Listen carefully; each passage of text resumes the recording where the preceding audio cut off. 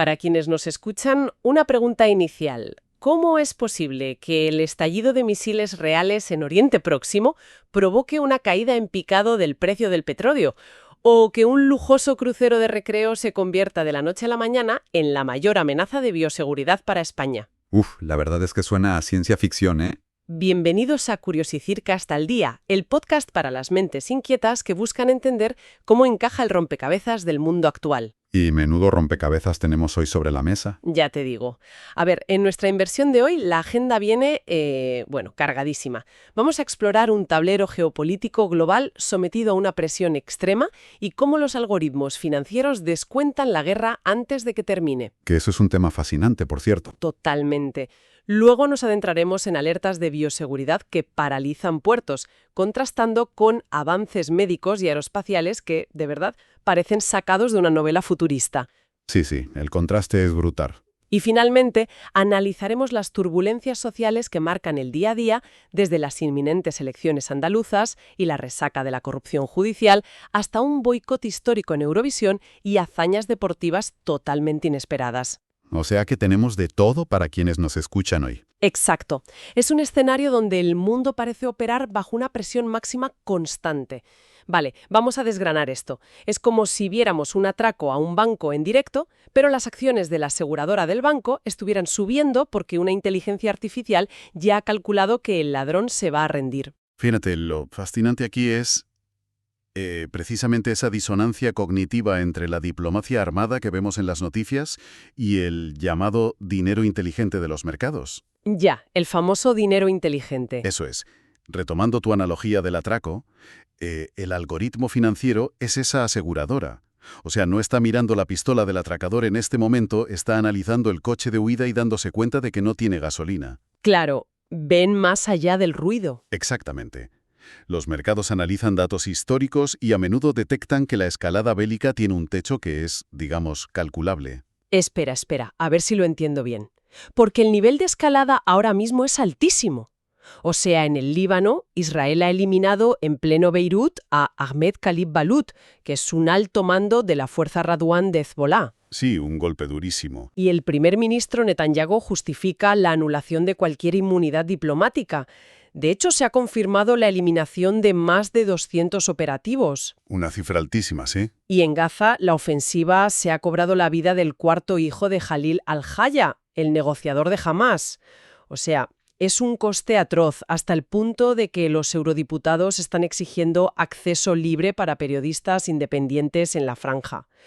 Con todo este fuego real, ¿cómo es que la aseguradora está tranquila? Pues, a ver, porque en geopolítica muchas veces se utiliza una estrategia que parece paradójica, que es escalar para desescalar. Ostras, qué concepto más cínico, ¿no? Bueno, es la cruda realidad. Se asestan golpes tácticos devastadores para forzar al adversario a sentarse a negociar desde una posición de debilidad. Fíjate que faltan pocos días para la cumbre de paz convocada por Estados Unidos para mediados de mayo, de la cual Hezbollah ha sido excluida, por cierto. Ya, claro, les dejan fuera del tablero. Y esta misma doctrina se está replicando en el Golfo de Omán. El Comando Central estadounidense abrió fuego de advertencia contra un petrolero iraní e Irán respondió bombardeando, objetivos enemigos. Sí, y luego está Donald Trump, que ha lanzado su famosa doctrina de furia épica, exigiendo el fin absoluto del enriquecimiento de uranio iraní. Algo que el Parlamento de Teherán ha rechazado como una simple lista de deseos. O sea, imagínate el nivel de tensión diplomática. Madre mía. Y es justo ahí donde la reacción del mercado parece desafiar toda lógica. Con misiles volando y el estrecho de Hormuz bajo amenaza, de repente el crudo Brent cae un 10,5%, perdiendo los $98, y el WTI se hunde un 12% hasta los $89. Exacto, es lo que comentábamos. El mercado no reacciona a las bombas de hoy, sino a la diplomacia de mañana. Ya. Los algoritmos asimilaron rapidísimo unos rumores muy sólidos sobre un acuerdo secreto entre Estados Unidos e Irán que estaría mediado por Pakistán. Ah, claro, el mercado se adelanta. Eso es. Ese dinero inteligente descarta la guerra total y descuenta la paz antes, mucho antes de que el tratado llegue a imprimirse. Por eso las bolsas europeas rebotaron con fuerza. O sea, vimos al DAX alemán subir un 3%. Aunque, bueno, curiosamente, el IBEX 35 cerró con una ligera caída del 0,24%, arrastrado por la apertura de Wall Street. Sí, nuestro mercado siempre con sus particularidades. Y si miramos a las empresas individuales, la volatilidad es implacable. Acerinox cae por una pérdida del 50% en beneficios, mientras que Endesa sube gracias a un aumento del 24% en sus ganancias, impulsadas, fíjate, de manera bastante terrenal por la rentabilidad de la energía hidráulica. Y esa volatilidad, ojo, no es exclusiva de Oriente Próximo, es sistémica a nivel mundial. O sea, en Asia, Corea del Norte ha eliminado de su constitución la reunificación con el sur, consolidando la doctrina de dos estados hostiles. ¡Qué locura! Y en China, el gobierno ejecuta a 2 exministros de defensa por corrupción.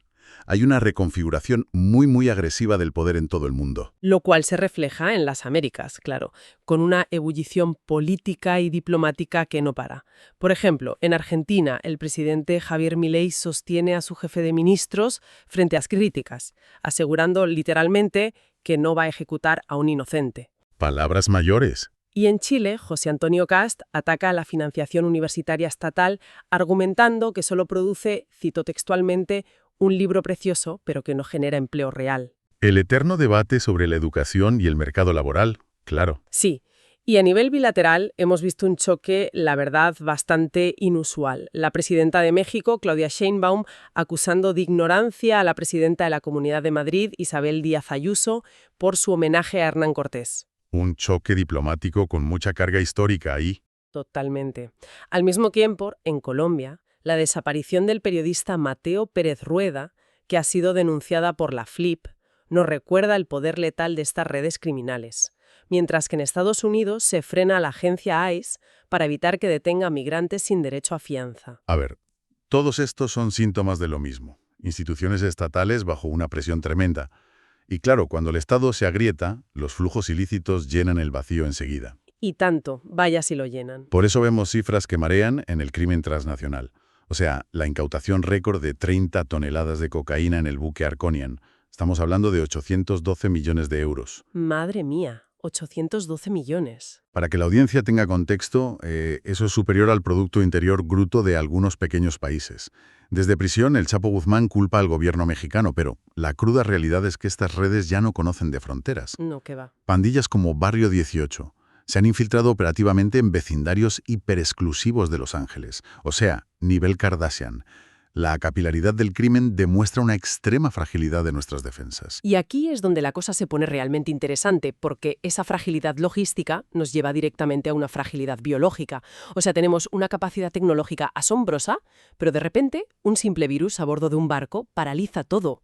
¿No es una ironía brutal sobre el nivel real de nuestra resiliencia? Bueno, es que esto plantea una pregunta fundamental sobre cómo está diseñado nuestro mundo. O sea, Occidente posee infraestructuras de importación mercantil y turística masivas, sí, pero son enormes talones de Aquiles ante lo que en epidemiología llamamos filtrados zoonóticos. Los famosos saltos de animales a humanos, ¿no? Exactamente. Una zoonosis es cuando un patógeno da ese salto, y como nuestro sistema inmunológico nunca ha visto ese virus, pues no tenemos defensas. El caso del crucero turístico MV Ondius es paradigmático. Lo del Ondius Stella, un brote de hantavirus a bordo. Actualmente está en cuarentena frente a Cabo Verde, con la intención de llegar a Tenerife.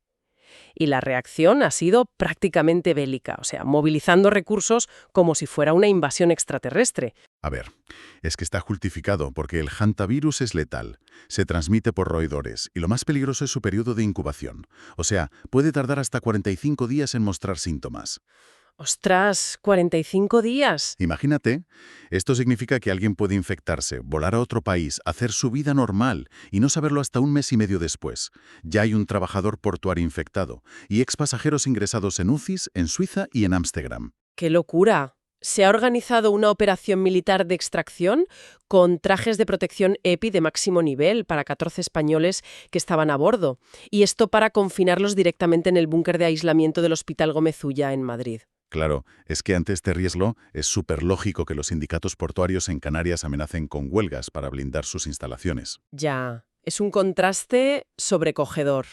porque mientras temblamos ante un patógeno transmitido por un roedor, en Cataluña, el Hospital Can Ruti realiza 205 cirugías de altísima complejidad utilizando réplicas de órganos impresas en 3D. Es alucinante lo de la impresión 3D en medicina. Y en Madrid se está implementando inteligencia artificial para detectar cáncer de próstata y mama, aunque, bueno, el doctor Martí Bonmatí advierte que aún estamos infrautilizando esos datos. Pero vamos, jugamos a ser dioses en el quirófano y a la vez somos hipervulnerables a la naturaleza más microscópica. Totalmente de acuerdo. Y esa frontera científica avanza a pasos de gigante, ¿eh? Tomemos el caso de la multinacional Roche, que acaba de lograr el marcado europeo CE para un test de sangre que detecta el biomarcador ApoE4. A ver, tradúcenos esto un poco. ¿Qué significa exactamente en el día a día? Pues mira, para entender esto, un biomarcador es como una huella dactilar genética en tu sangre. El ApoE4 es el principal factor de riesgo genético para la enfermedad de Alzheimer. Vale. Entonces, poder detectarlo con un simple análisis de sangre rutinario, muchísimo antes de que aparezcan los síntomas, bueno, eso cambia las reglas del juego en la neurología por completo. Claro, es un antes y un después. Vemos una industria farmacéutica en ebullición, donde también destaca la empresa UCB, comprando Candid Therapeutics, y mientras la ciencia avanza, la política pública toma medidas preventivas, a veces un poco crudas, fíjate. Cataluña, por ejemplo, ha rebajado a solo 12 años la edad mínima para el control proactivo de enfermedades de transmisión sexual. Sí, es que toda esta innovación tecnológica y de salud pública al final es un intento desesperado de controlar nuestro entorno. Un entorno que, por cierto, ya no se limita solo a la Tierra. Ya estamos mirando hacia arriba. Exacto. La verdadera frontera geopolítica de la próxima década no será solo el petróleo del Golfo Pérsico, sino el control de las órbitas comerciales geoestacionarias. La inminente misión privada VAST-1 hacia la Estación Espacial Haven 1 marca el relevo comercial definitivo frente a una estación espacial internacional que ya, bueno, está obsoleta. Y la verdad es que es un orgullo ver cómo el talento local está en el centro de esto. O sea, Eduardo García Llama, un ingeniero valenciano, ejerce de jefe de la misión lunar Artemis II de la NASA, fiscalizando el módulo Orión. Casi nada, ¿eh? Un español al mando de eso. Sí, sí. Sus cálculos son absolutamente vitales para que la humanidad pueda volver a alunizar en Artemis 3 y eventualmente poner la primera piedra para colonizar Marte. Y aquí en la Tierra, la innovación nos sigue sorprendiendo con pantallas táctiles antimicrobianas o la creación de combustibles limpios a partir de plásticos complejos, utilizando únicamente luz solar. Y sin embargo, a pesar de tanta tecnología, el planeta Tierra sigue imponiendo sus propias reglas, y a menudo de forma muy violenta. Hemos visto una dana estática en la orografía de Granada y Andalucía que está provocando alertas amarillas y lluvias torrenciales, sumadas a un frío súper anómalo. Oye, una duda. ¿Qué hace que una dana sea estática exactamente y por qué es tan sumamente peligroso? Pues a ver, una dana es una depresión aislada en niveles altos. Esencialmente es una masa de aire muy frío que choca con aire cálido en la superficie, creando tormentas severas. Hasta ahí bien, lo típico de otoño, ¿no?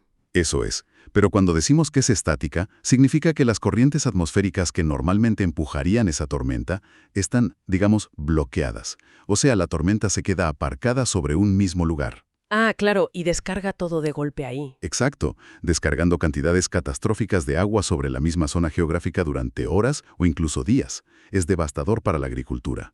Por eso, en provincias vecinas como Almería, recurren a tácticas de adaptación súper drásticas, como las quemas controladas preventivas. Fíjate.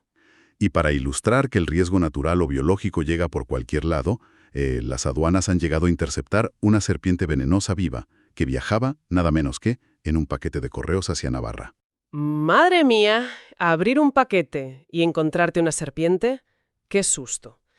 Pero bueno, esa conexión entre la vulnerabilidad sistémica, el clima y los sustos cotidianos nos lleva directamente al terreno social. Dependemos de satélites y biotecnología, pero a nivel de calle, lo que domina es la turbulencia institucional. Sin duda. Si conectamos esto con el panorama general, observamos que las macrocrisis se filtran constantemente a la política local y a los tribunales. En España, las elecciones andalujas del 17 de mayo son un claro termómetro de todo esto. Totalmente. Juan Manuel Moreno, por el Partido Popular, busca revalidar la mayoría absoluta para gobernar sin la influencia de Vox. Y enfrente, María Jesús Montero, del PSOE, ha centrado toda su campaña en una crisis sanitaria concreta, que son los fallos en los cribados de cáncer de mama. O sea, la salud pública se convierte en el arma política principal. Y la tensión laboral y territorial no se queda atrás, ¿eh? O sea, en Valencia, los profesores mantienen una huelga tras rechazar una subida salarial de, ojo, apenas 75 euros. 75 euros, es que es de traca. Ya. Y en Cataluña, la Generalitat ha enviado agentes de los Mossos d'Esquadra a una asamblea docente, lo que, lógicamente, ha generado quejas transversales. Y en temas de vivienda, mientras Madrid aprueba el macroproyecto Ermita del Santo para construir 530 viviendas, pues en Alicante emergen graves irregularidades y fraude en licitaciones públicas. Irregularidades que mantienen a los tribunales trabajando al mismísimo límite de su capacidad. Claro, la Audiencia Nacional juzga la recta final del famoso caso Mascarillas, con figuras como Ábalos y Koldo en el foco. Sí, un caso que ha dado muchísimo de qué hablar. Y paralelamente, en Madrid salen a la luz correos enviados a Miguel Ángel Rodríguez que evidencian un desfalco de 3,1 millones de euros en material sanitario. Y la maquinaria judicial, vamos, no se detiene. Avanza el juicio de la Operación Kitchen con Sergio Ríos Esgueva, mientras que el exministro Cristóbal Montoro solicita el traslado de la causa que investiga su patrimonio. Es un no parar. Pero hay un caso en la justicia ordinaria que a mí me ha dejado completamente perplejo. ¿Cuál? A ver. El Tribunal Superior de Justicia de Andalucía, en Cádiz, ha rebajado sustancialmente la condena a una red brasileña de trata de mujeres por culpa de un tecnicismo. Espera, ¿un tecnicismo en un caso de trata? Sí, sí. Se habla de un error al calificar el delito como concurso ideal en lugar de concurso medial. Pero, a ver, si lo entiendo, ¿cómo es posible que dos palabras alteren el castigo por explotar a seres humanos? Pues a ver, es el peso implacable del procedimiento penal y la diferencia conceptual aquí es vital. En derecho, un concurso ideal ocurre cuando una sola acción comete varios delitos a la vez. O sea, por ejemplo, detonar un explosivo que daña un edificio y a la vez hiere a una persona. Vale, entiendo. Una acción, varios resultados. Exacto. Pero un concurso medial, por otro lado, es cuando se comete un delito específicamente como un medio que es necesario para cometer otro. Por ejemplo, falsificar un pasaporte para poder cometer un fraude. Ya. Necesitas uno para llegar al otro. Eso es. Pues en este caso de trata, al aplicarse por error la figura del concurso ideal, el Tribunal de Apelación se vio obligado a aplicar el régimen de penas correspondiente a esa figura, que por ley resulta ser menos gravoso que la acumulación de condenas que correspondía originalmente. Es súper frustrante ver cómo la burocracia se impone a la realidad de esa manera. Y lo vemos en otras resoluciones súper controvertidas, como la absolución de un individuo que agredió al exalcalde de Soria debido a barreras probatorias. Otra vez la burocracia. O la confirmación de impunidad en los laboratorios Vivotecnia, donde antiguos técnicos denunciaron maltrato animal institucionalizado y afirmaron que la pérdida de un ojo en animales de ensayo se consideraba, fíjate, una negligencia sin consecuencias. Es durísimo.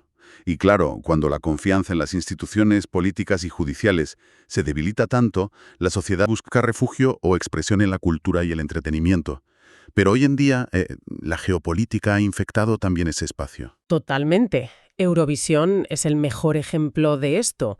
Un festival que, en teoría, estaba diseñado para unir a Europa a través de la música pop, se enfrenta a un boicot histórico por la participación de Israel. Un cisma total en el festival, sí. RTVE, o sea, la televisión pública española, ha tomado una decisión radical que es apagar la emisión tradicional en la 1 y la 2. Las voces icónicas de Julia Varela y Tony Aguilar han quedado enmudecidas. Qué lástima con lo míticos que son. Ya te digo, quien quiera seguir el festival tiene que irse a YouTube. Y el famoso televoto ha quedado diluido en una categoría anónima que han llamado Resto del Mundo. Fíjate, es la militancia ética fracturando la pretendida neutralidad del entretenimiento. Y mientras instituciones europeas tradicionales se agrietan, pues surgen otros polos culturales. Shakira ha sido confirmada para interpretar la canción del Mundial de la FIFA 2026. Otra vez Shakira en un mundial. No falla. Exacto. Y la presidenta mexicana Sheinbaum lanza una promesa a la generación Z, asegurando que traerá a la banda surcoreana BTS a México en 2027. Y bueno, a nivel más local, figuras como la escritora Natza Farré logran un triunfo rotundo de convocatoria con su club de lectura en Cataluña. La cultura sirve tanto de escape como de trinchera, claro. Celebramos que una serie tan aclamada como The Bear anuncie su final en una quinta temporada, o vemos el curioso auge del LED Coworking en Madrid que está adaptando los espacios de trabajo. Muy interesante eso de los espacios. Pero la tragedia y el conflicto siempre asoman. Un incendio en una feria de Tabasco deja 5 fallecidos y en Hollywood la actriz Melissa Barrera alza la voz criticando la hipocresía sistémica de la industria tras sufrir represalias por sus opiniones. Al final la polémica llega a todos lados. A pesar de todo, la vida y el comercio continúan, ¿eh? O sea, perfumes clásicos como Guess for Women, creado por el afamado Maurice Roussel, arrasan en las campañas del Día de la Madre. La Universidad de Granada lanza su masiva oferta de más de 5.700 plazas de máster. Y en Cataluña, el Pecio Submarino Illes Formigues II es elevado a la categoría de bien cultural de interés nacional. Es una mezcla continua de consumo, preservación histórica y necesidad de escape. Y en esa búsqueda de certezas emocionales, el deporte suele ser el gran asidero de la sociedad, aunque como hemos visto, tampoco es inmune a las dinámicas de poder. Claro. Entonces, ¿qué significa todo esto realmente? ¿Por qué hay un contraste poético increíble en la última jornada deportiva? Mientras un coloso corporativo como Eurovisión se rompe por tensiones internacionales, un equipo de extrarradio como el Rayo Vallecano empata a 0 contra el Estrasburgo en Francia, consiguiendo matemáticamente el 5º cupo histórico para España en la próxima Champions League. Es brutal el triunfo de la perseverancia local en el gran escenario continental. Sí, sí. También vimos avanzar en Europa al Crystal Palace ganando al Shakhtar, al Aston Villa goleando 4-0 al Nottingham y al Friburgo eliminando al Braga. Y, ojo, que las narrativas locales pueden ser igual de intensas. O sea, en la categoría de plata, en la Liga Hypermotion, el derbi andaluz entre el Granada y el Córdoba estuvo muy marcado por el jugador Dani Requena. Ah, sí, leí algo de eso. ¿Qué pasó ahí? Pues que él es mediocentro del Córdoba, pero nació en Cenes de la Vega, en plena Granada. Esto crea una fractura de lealtades locales muy emocional para los aficionados de ambos bandos. Normal el corazón dividido. Sin embargo, no debemos perder de vista el ecosistema deportivo femenino, que refleja unos contrastes brutales. Por un lado, tenemos grandes hitos. O sea, el entrenador Arturo Ruiz logra clasificar a la Real Sociedad a la Champions League. Un hito importantísimo para ellas. Y la granadina Vera Molina lidera a la selección sub-17 en una contundente victoria 4-0 contra Finlandia. Además, cruzando el charco, en Colombia, 10.000 aficionadas toman las calles en la masiva Carrera de la Mujer en Tocancipá. Sí, un éxito de participación espectacular. Pero, a ver, en la otra cara de la moneda, el deporte femenino de élite sigue luchando por una equidad que debería ser básica. Las jugadoras del circuito de tenis de la WTA están amenazando con una huelga histórica. ¿Una huelga general en el tenis? Sí. Su objetivo son las corporaciones gestoras. Están exigiendo un reparto justo de los derechos de televisión y denunciando una falta de respeto estructural que, sinceramente, se ha prolongado ya demasiado. Es que ya toca. Y para cerrar este ciclo donde todo colisiona, la imagen viral de la semana nos muestra cómo la política pura se funde con el entretenimiento marcial. Donald Trump saludando con afecto a Ilia Topuria, el campeón hispano-georgiano de artes marciales mixtas. Sí, es una imagen muy potente. Demuestra el creciente magnetismo entre ciertos movimientos políticos y los deportes de contacto de alta intensidad, ¿no? Totalmente. Al final del día, la interconexión es ineludible. Un tecnicismo en un juzgado de Cádiz, el algoritmo calculando la paz en Wall Street, el silencio en una transmisión televisiva de RTVE o un virus en un crucero de lujo son, en el fondo, todas manifestaciones de una misma realidad. Que estamos todos en el mismo barco, nunca mejor dicho. Exacto. Somos una sociedad hiperdependiente que camina sobre una cuerda floja, siempre buscando el equilibrio entre avances tecnológicos prodigiosos y una fragilidad institucional cada vez más evidente. ¡Qué gran resumen! Antes de irnos, una reflexión para quienes nos escuchan. Si empresas privadas están asumiendo el control de las estaciones espaciales comerciales en la órbita baja para reemplazar a los gobiernos, veremos pronto cómo estas mismas corporaciones imponen sus propias leyes, visados o cuarentenas biológicas fuera de la Tierra. Qué buena reflexión para cerrar. Desde luego, da mucho que pensar sobre hacia dónde vamos. Y con esto nos despedimos de Curiosicast al día. Si la audiencia quiere seguir descifrando este complejo rompecabezas global desde la geopolítica espacial hasta la bioseguridad, no olviden hacer clic en suscribirse. ¡Hasta la próxima!